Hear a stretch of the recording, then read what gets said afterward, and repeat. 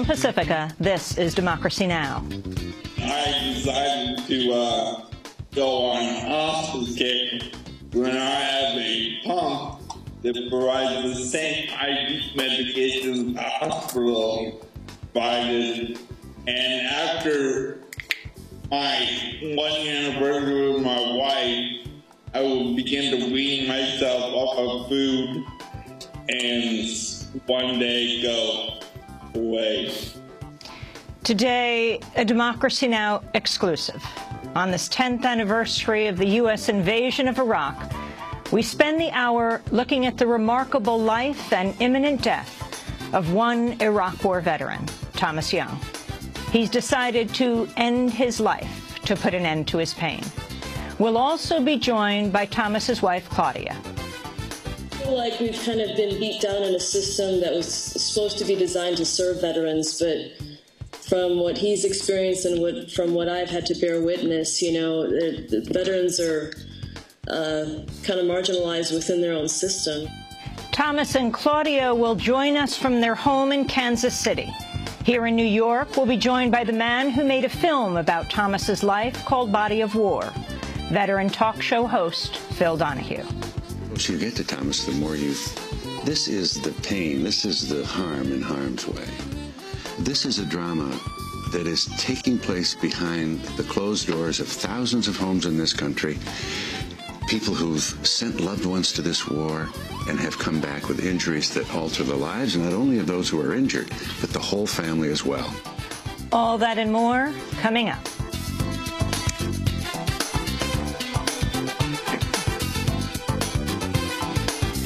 Welcome to Democracy Now!, democracynow.org, the War and Peace Report. I'm Amy Goodman. President Obama began his visit to Israel Wednesday with a series of public statements affirming his commitment to Israeli government policies. In a joint appearance, Obama and Israeli Prime Minister Benjamin Netanyahu stressed their shared stance on confronting Iran. If Iran decides to go for a nuclear weapon, that is to actually manufacture the weapon, then it will take them about a year. We prefer to resolve this diplomatically, and there's still time to do so. Iran's leaders must understand, however, that they have to meet their international obligations. And meanwhile, the international community will continue to increase the pressure on the Iranian government. The United States will continue to consult closely with Israel on next steps, and I will repeat, all options are on the table. In saying it would take a year for Iran to obtain a nuclear weapon, Netanyahu appeared to be altering his own timeline on Iran to conform with President Obama's. Citing a, quote, unbreakable bond with Israel, Obama vowed to extend the billions in annual U.S. aid. He also made no mention of illegal Israeli settlements on occupied Palestinian land. Earlier today, a pair of rockets fired from the Gaza Strip hit the Israeli town of Sderot, damaging property but causing no injuries. Obama's now in the West Bank for talks with Palestinian Authority President Mahmoud Abbas. Ahead of Obama's visit, a group of Palestinian activists erected a new tent camp aimed at stopping the expansion of West Bank settlements. The camp falls within the E1 settlement zone, which bisects the West Bank and cuts off Palestinians from their own land. Israeli forces dismantled previous encampments earlier this year.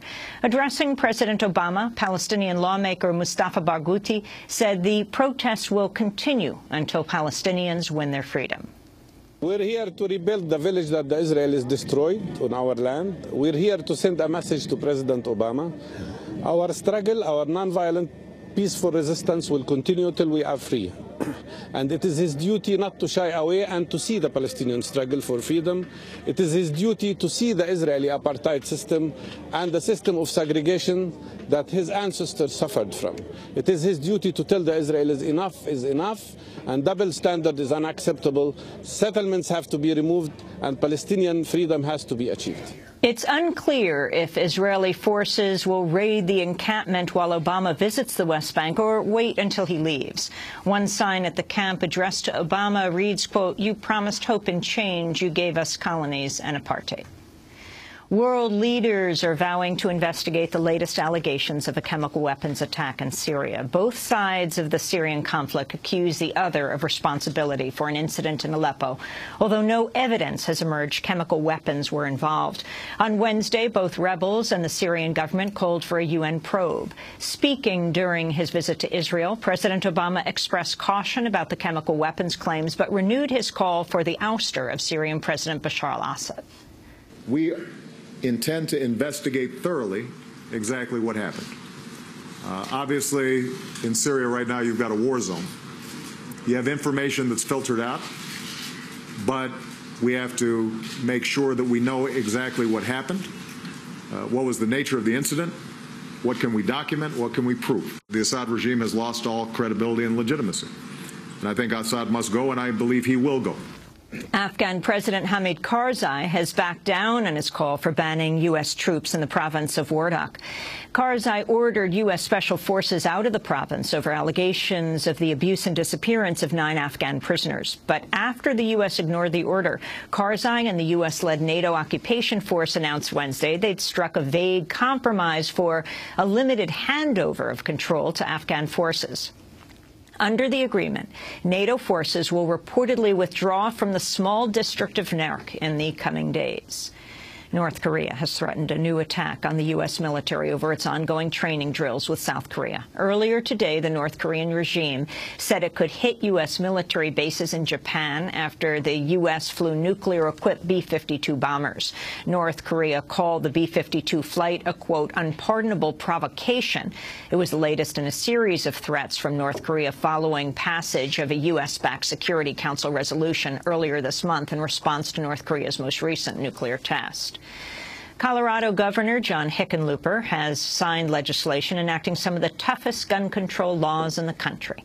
Colorado's new gun law limits ammunition magazines to 15 rounds, expands background checks, requires domestic abusers to surrender their guns, and bans concealed carry permit only online.